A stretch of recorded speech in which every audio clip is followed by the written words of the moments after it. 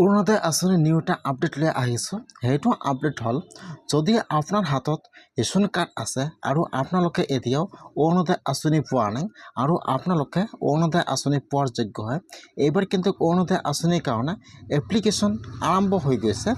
এতিয়া আপোনালোকে কেনেকৈ অৰুণোদয় আঁচনিৰ কাৰণে এপ্লিকেশ্যন কৰিব লাগিব আৰু যদি আপোনালোকে অৰুণোদয় আঁচনি পাই আছে তথাপি কিন্তু এতিয়া আপোনালোকে অৰুণোদয় 3.0 ফৰ্মটো জমা দিব লাগিব।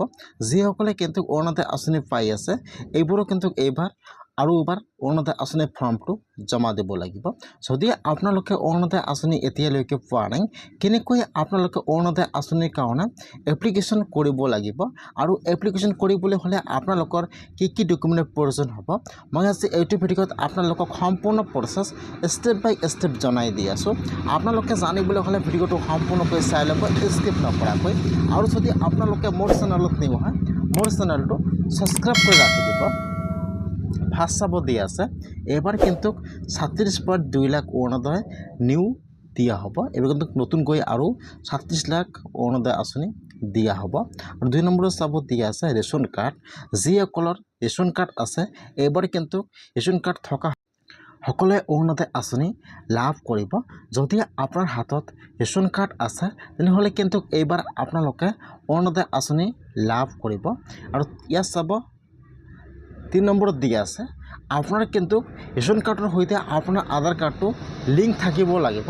যদি আপোনালোকৰ ৰেচন কাৰ্ডৰ সৈতে আপোনাৰ আধাৰ কাৰ্ডটো লিংক নাই তেনেহ'লে কিন্তু আপোনালোকে অৰুণোদয় আঁচনিটো লাভ নকৰিব। আপোনাৰ কিন্তু ৰেচন কাৰ্ডৰ সৈতে আপোনাৰ আধাৰ কাৰ্ডটো লিংক কৰা থকাটো জৰুৰী হয়। যদি আপোনালোকে এতিয়াও আপোনাৰ ৰেচন কাৰ্ডৰ সৈতে আপোনাৰ আধাৰ কাৰ্ডটো লিংক কৰা নাই তেনেহ'লে আপোনালোকে যিটো আপোনাৰ ৰেচনৰ দোকান আছে, আপোনালোকে যাৰ পৰা ৰেচনটো লয় তাত যাই আপোনালোকে আজিয়ে আপোনাৰ ৰেচন কাৰ্ডত ফিংগাৰটো দিয়ক, নহ'লে কিন্তু আপোনালোকে অৰুণোদয় আঁচনিটো লাভ নকৰিব। আৰু 4 নম্বৰত দিয়া আছে, আপোনালোকে কিন্তু অসমৰ নাগৰিক হ'ব লাগিব, নহ'লে কিন্তু আপোনালোকে অৰুণোদয় আঁচনিটো লাভ নকৰিব। আৰু 5 নম্বৰত চাব দিয়া আছে, আপোনাৰ কিন্তু 18 বছৰৰ ওপৰত হ'ব লাগিব, নহ'লে কিন্তু আপোনালোকে অৰুণোদয় আঁচনিটো লাভ নকৰিব। আপোনাৰ কিন্তু 18 বছৰৰ ওপৰত হ'ব লাগিব। এইবাৰ কথা হ'ল, যিবিলাকে অৰুণোদয় আঁচনি পাই আছে, বহুতেই কিন্তু আগৰ পৰা বহুত দিনৰ পৰা অৰুণোদয় আঁচনি পাই আছে। আগত সকলো ফৰ্ম জমা দিছিল, কিন্তু বহুতে কিন্তু ধনী মানুহৰ অৰুণোদয় আঁচনি হৈছে। বহুতে কিন্তু ধনী মানুহে এতিয়ালৈকে অৰুণোদয় আঁচনিটো লাভ কৰি আছে। সেইকাৰণে কিন্তু এইবাৰ যিসকলে অৰুণোদয় আঁচনি পাই আছে সকলোৱে কিন্তু ফৰ্মটো জমা দিব লাগিব।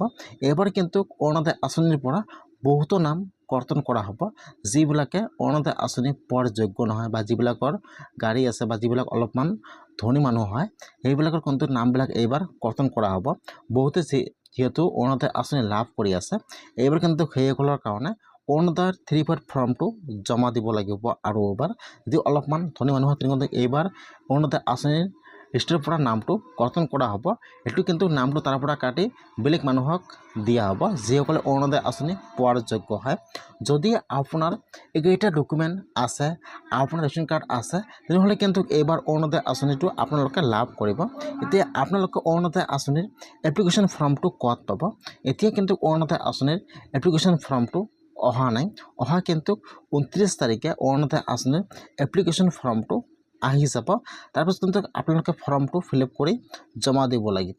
এতিয়া আপোনালোকে অৰুণোদয় আঁচনিৰ এপ্লিকেশ্যন ফৰ্মটো ক'ত পাব, মই কিন্তু আপোনালোকে সেইটো ভিডিঅ'ত নেক্সট ভিডিঅ'ত দেখুৱাম কেনেকৈ আপোনালোকে ফৰ্মটো ক'ত পাব, ক'ত যাই ফৰ্মটো জমা দিব লাগিব।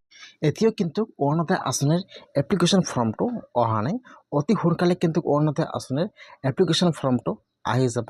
তাৰপিছত আপোনালোকে ফৰ্মটো ক'ত জমা দিব লাগিব, কেনেকৈ ভেৰিফাই কৰিব লাগিব, মই আপোনালোকক সেইটো নেক্সট ভিডিঅ'ত সম্পূৰ্ণ প্ৰচেছটো দেখুৱাই দিম।